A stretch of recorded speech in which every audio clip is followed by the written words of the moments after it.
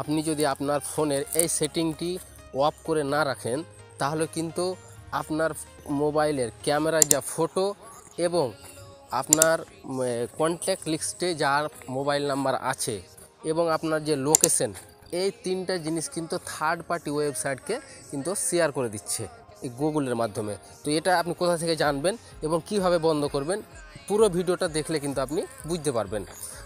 খুবই গুরুত্বপূর্ণ ভিডিও। যদি আপনি মনে করেন তাহলে কিন্তু অবশ্যই ভিডিওটি লাস্ট পর্যন্ত দেখুন। তো দেখুন যে ক্রোম, সবারই ফোনে কিন্তু ক্রোম আছে।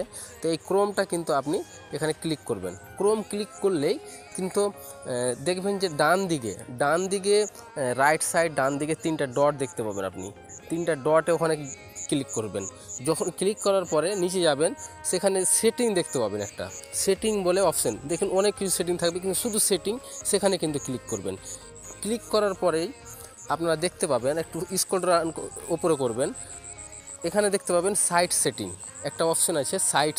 সাইট সেটিংয়ে যখনই আপনি ক্লিক করবেন, ক্লিক করার পরে আপনার এখানে দেখা যাবে লোকেশন এবং ক্যামেরা। এই লোকেশনটা কিন্তু আপনি ব্লক করে রাখবেন, মানে অফ যদি থাকে, ওয়ান যদি থাকে, এই দেখুন এটা ওয়ান, আপনি এইভাবে কিন্তু অফ করে দিবেন। আবার কিন্তু ব্যাকে চলে আসবেন, তারপরে দেখতে পাবেন ক্যামেরাটা কিন্তু আমার কিন্তু ব্লক করা আছে। তো আপনি এখানে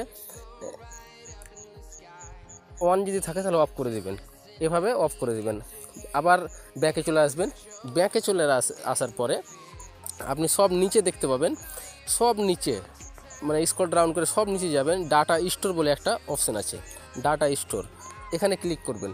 এখানে ক্লিক করলে আপনি দেখতে পাবেন যতগুলো আপনার মোবাইলে সাইট চলেছে, যতগুলো আপনি এই সাইডে আপনার ফটো, আপনার লোকেশন এবং আপনার কন্ট্যাক্টস, এগুলো সব কিন্তু অ্যাক্সেস করছে। তো আপনি এখানে কিন্তু অল ডিলিট করে দেবেন, অল ডিলিট করবেন। অল ডিলিট করার পরে কিন্তু আপনার কাজ শেষ।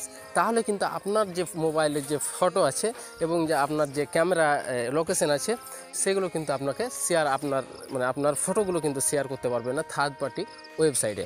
তো ভিডিওটি কেমন লাগলো অবশ্যই জানাবেন কমেন্টে। আর এরকম টিপস আপনার কোনগুলো প্রয়োজন আছে সেটা কিন্তু অবশ্যই জানাবেন কমেন্টে, তাহলে আমি আপনার চেষ্টা করব সেই রকম টিপস অনুযায়ী ভিডিও বানাতে।